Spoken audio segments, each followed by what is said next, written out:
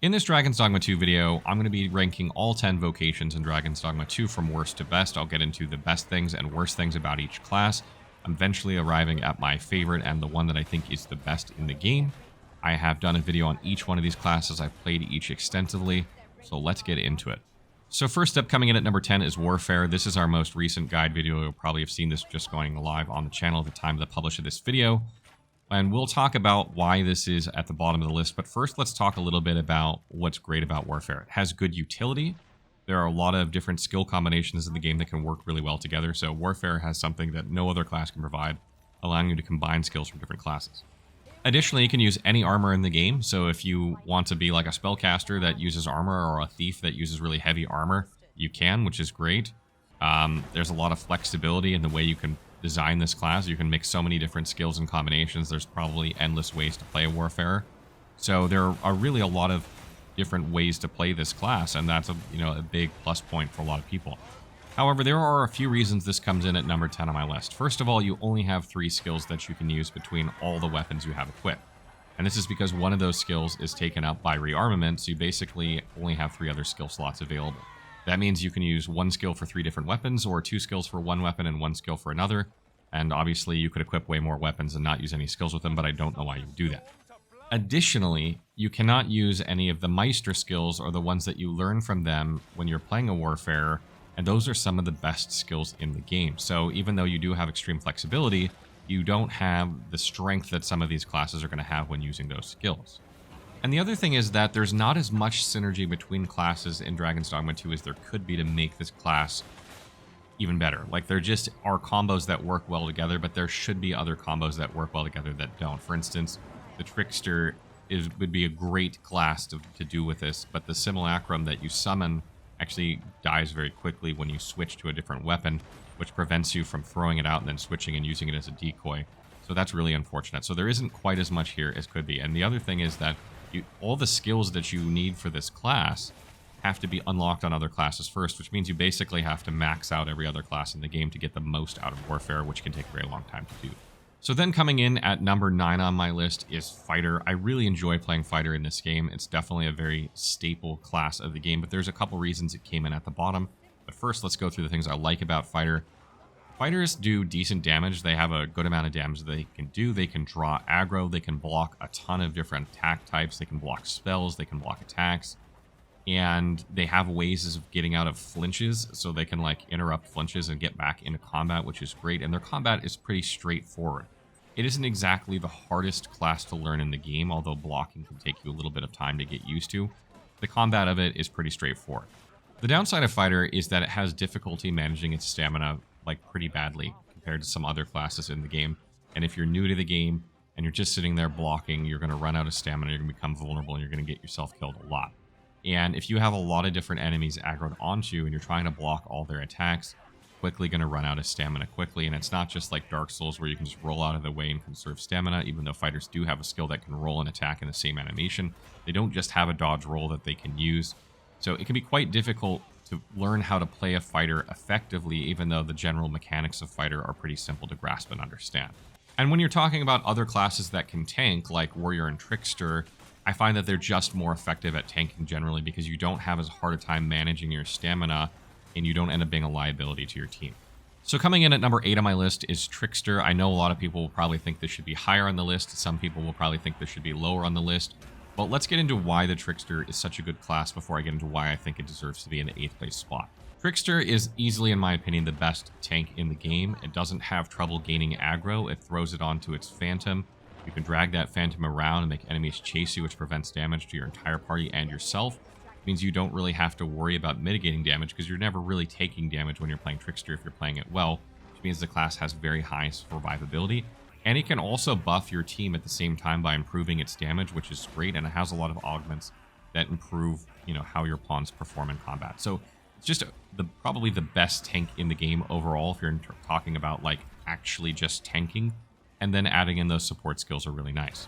However, this class has 0 damage basically to speak of. None of its skills deal any damage, and a lot of its skills are extremely situational, like its Phantom Wall and Phantom Force skills.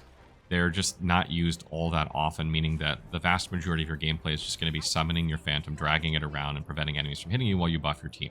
That's basically what you're going to do. And it's very effective, but it's definitely not a gameplay type for everyone. A lot of people like to do something with their character while they're, doing other things, or at least contribute to the damage of the group.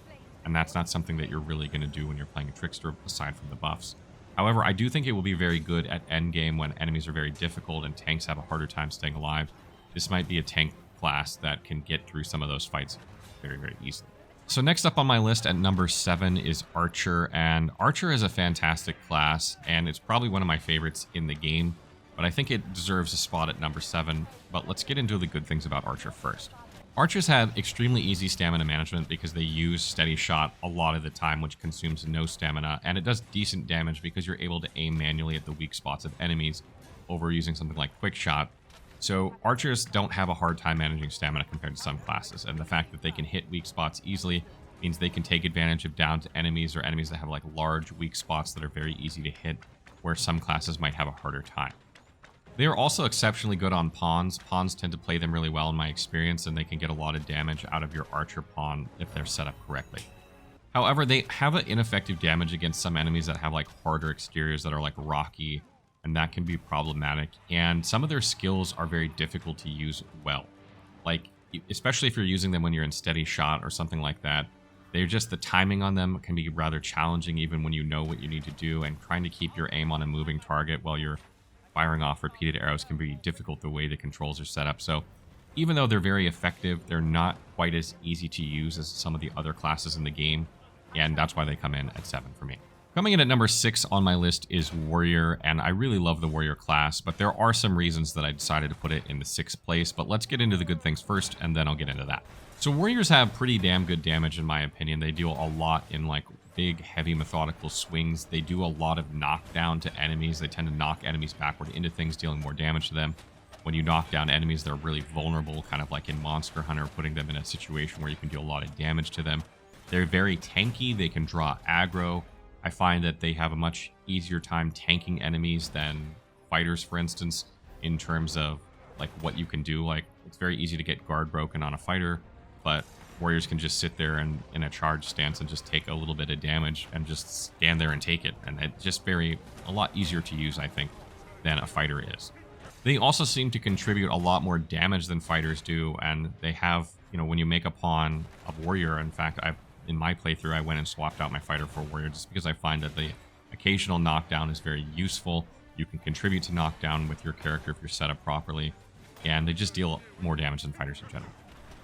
The downside of fighter, in my opinion, is that they are very, very slow, and they feel clunkier than probably any class in the game in terms of like movement and attacks and stuff like that. And it's definitely not a class for everyone. Like, there's just people out there that are not going to want to play that slowly, and it does take some getting used to before you really get the hang of how to play it. It has a very high skill ceiling and skill floor, like some of the classes in the game, and it can take you a while to really get the hang of this class, which is why I put it in the 6th place. Next up on my list at number 5 is Sorcerer, and Sorcerer is a fantastic damage dealing class. They typically have the right element needed for most situations. They have very high damaging spells, and they have like fantastic way to recover their stamina and galvanize, which mages don't have, which is really nice because you use this a lot because a lot of your spells cost a lot of stamina. And frankly, some of the spells they have are just downright game-breakingly strong. Like, they'll just wipe the screen if they can get them off, and that's really, really useful. And you can make your pawns sorcerers, and they can absolutely just crank out damage, which is really, really nice. The downside of playing a sorcerer is that their cast times can be rather long for some of their spells. Some of them are very, very long, particularly like their Meister spells. And they have kind of like this, sequence where they're just casting a spell or two and then using Galvanize, or casting a spell or two and using Galvanize. And that's kind of what you do on a sorcerer. And the gameplay doesn't vary all that much. And it can be kind of frustrating sometimes too if you get interrupted during a long cast, like with your 95% done of standing there for 10 seconds. And managing your stamina can be a chore for this class too. So for those reasons, I decided to put it in my number 5 slot. At number 4, I have Mystic Spearhand. I really, really enjoy this class. This is a really fun one. And this is another class that has a very high skill floor and a very high skill ceiling, meaning that it can take you a little bit to get the hang of this. And even when you get the hang of it, it takes you even longer to master it but once you do, it's an absolutely devastating class. So Mystic Spearhands have great crowd control. They can basically immobilize or freeze enemies in place, or even slow down big enemies and then just mess them up and teleport to them, mess them up, and just keep repeating this, which is great. They have fantastic mobility. They can slide over to their target up or down. They can jump up onto enemies very easily. And they have really good survivability with their bubble, which is also really good for their group because they can bubble their group as well. And all these things make it a fantastic class to play. Honestly, this class has very few downsides. I think probably one of the biggest downsides is that it can't be used on pawns, and that it does take a while to get the hang of this class. I mean, you're not going to be good at it when you first start it, and you'll have to play it for a good amount of time before you really master it. So next up on my list at number 3 is Thief. I absolutely love Thief in this game. This is a class that I was not expecting to enjoy as much as I did, and if you haven't played a Thief yet, I highly recommend playing this one. So Thieves have a lot of things going for them. They have great mobility. They're very fast in combat. They can pin targets down and deal damage to them that way, which is just awesome. The animations are sick. They can stealth if they want. They have very, very high damage for a melee class, probably higher than any other melee class in the game. They actually have pretty good survivability because they can sidestep a lot of attacks. And they also have a skill that allows them to be unhittable while it's active, which is really great. So they have a lot of really good things going too. And if you like climbing up on monsters, then this is another good one. And pawns can be thieves, so that's also really great. Now, the downsides of this class, in my opinion, are just that pawns don't play this class as well as you will. It's a very zoomer class, and pawns just don't have the AI capacity to play it the way that you would play it. So I don't recommend making a pawn a thief as much as you playing a thief, but still, you can have pawn thieves if you want. And the other thing is, it takes a little bit to get the hang of some of the skills in the game. Not all of them are that easy to understand, and it has a lot more mechanics than maybe some other classes. But generally, it's just an awesome class to play. Coming in at number 2 on my list is Magic Archer. I love Magic Archer. Magic Archer might be my favorite class in the game, and I highly recommend, if you haven't tried Magic Archer out, that you try it. So what makes the Magic Archer so good? Well, they have really high damage. They're not hard to understand how to play. Once you played one for a little bit, you kind of get the hang of it. They have easy stamina management because they use their basic attacks a lot, just like archers do. So that makes them not have to worry about their stamina as much as other classes.